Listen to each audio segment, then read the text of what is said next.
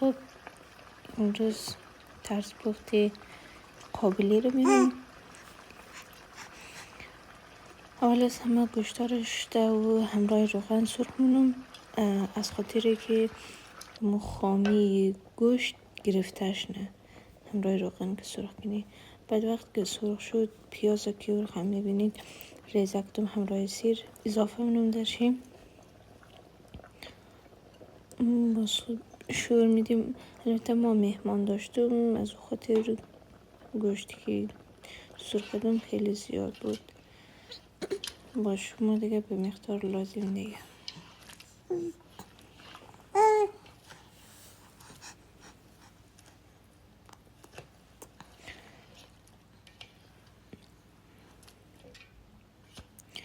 پیاز و سیر هم همراه گوشت میلیم که خوب سرخ شنه، پیاز ها نرم شنه، سیرم و مرخم.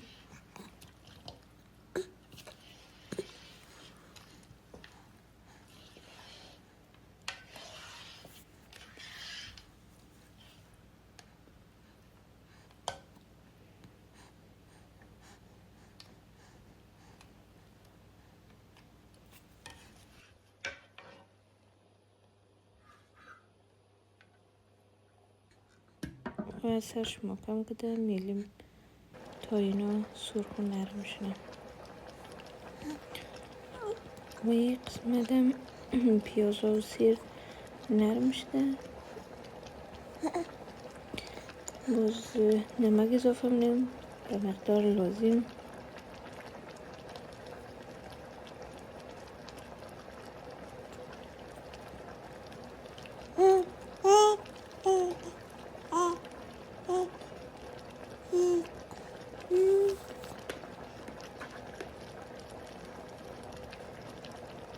مرچ اضافه می‌کنیم.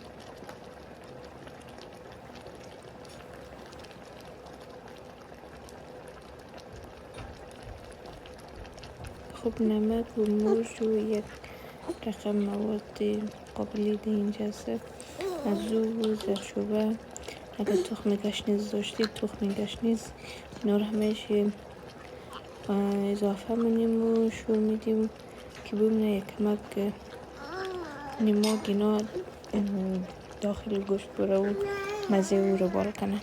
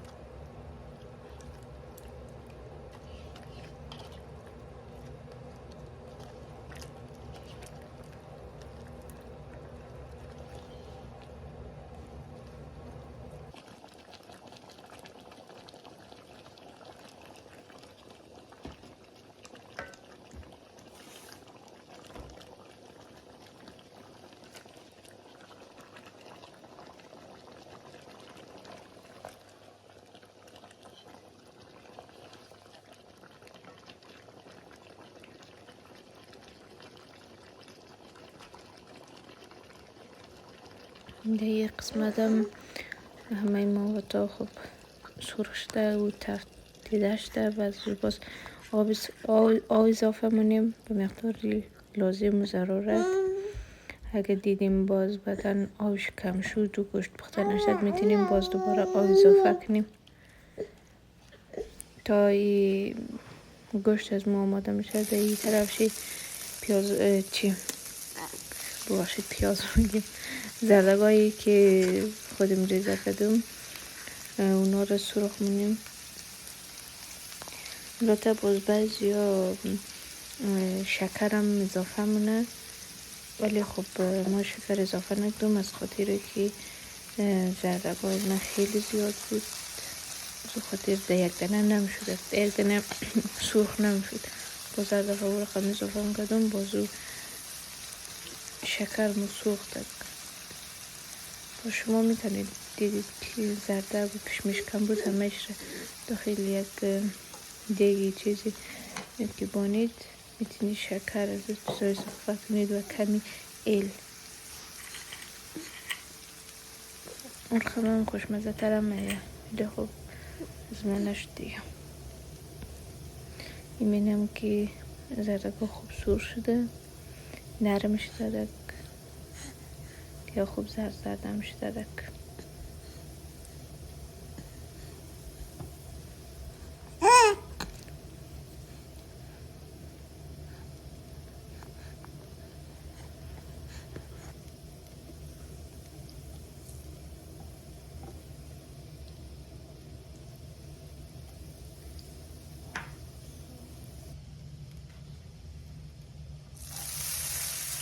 زردگاه رو بور کرده باز کشمش اضافه کنید. البته مثل از موارینه که باید خیلی وقت کشمش رو بوشید که خوب آبش بره. از متاسفانه آب داشته از او خاطر روغنی سوز و تیت شد بخیر. باز کسایی که مثلا میگه نه کشمشی سخته میتونه ترک دبانه، ولی خب از من نرم بود از او خاطر فقط یک آب کش کردم، ولی خب آب داشت خیلی روغن چهار طرف تیت کرد. ولی خب شما مثل از ما واری نکد دیگه.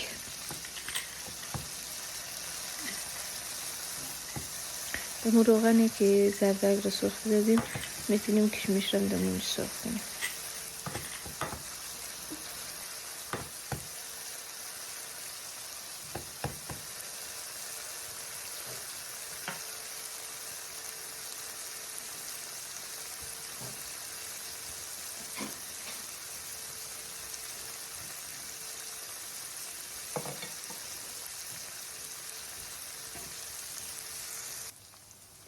و وقتی که کشمش های رقم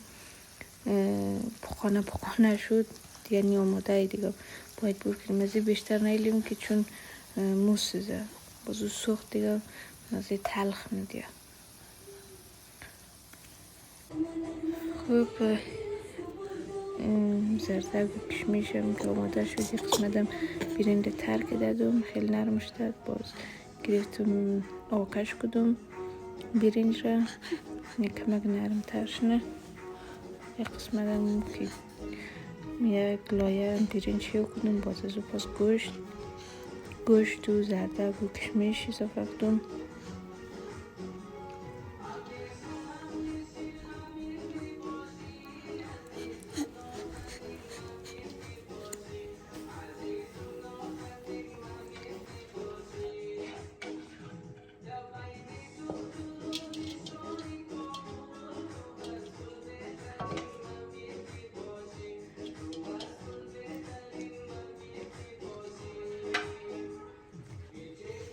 بعدی که گوشت و زردک کشمش اضافه کنیم باز دوباره برنج شو کنیم، باز دوباره مرد تکرار کنیم گوشت و زردک کشمش تا قدر که برنجیم بود و دیگشم بس کرد می کار ادامه میدیم.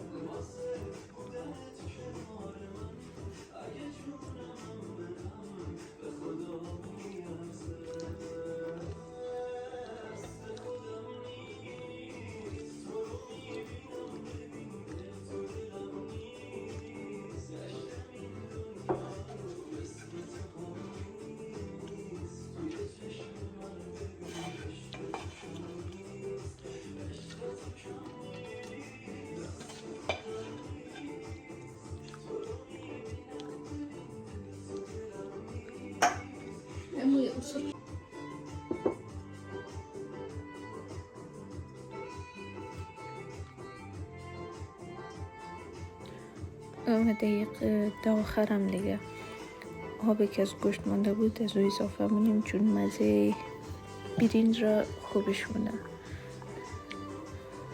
و در آخر یادم نره بله گوشتاشیم مثلا یک مک برین بانید که بله گوشتاش شو کنید گوشت بیرون نمونه، از خاطر که وقتی بیرون بمونه سیاه میشه، کمک رنگ سیاه رقم نگیره. وقتی که برین دبلش باشه رقم خوبه، گوشت سیاه نمیشه. مینم آوی گوشت بوده که اضافه کردیم هم در آخر دیگه که میلیم که دم شده تا میمانای مرزه این دادم هم در آخر سترخان از ما میمونم رسید جایشم خالی دیگه تا دیدار بعد خداحافظ.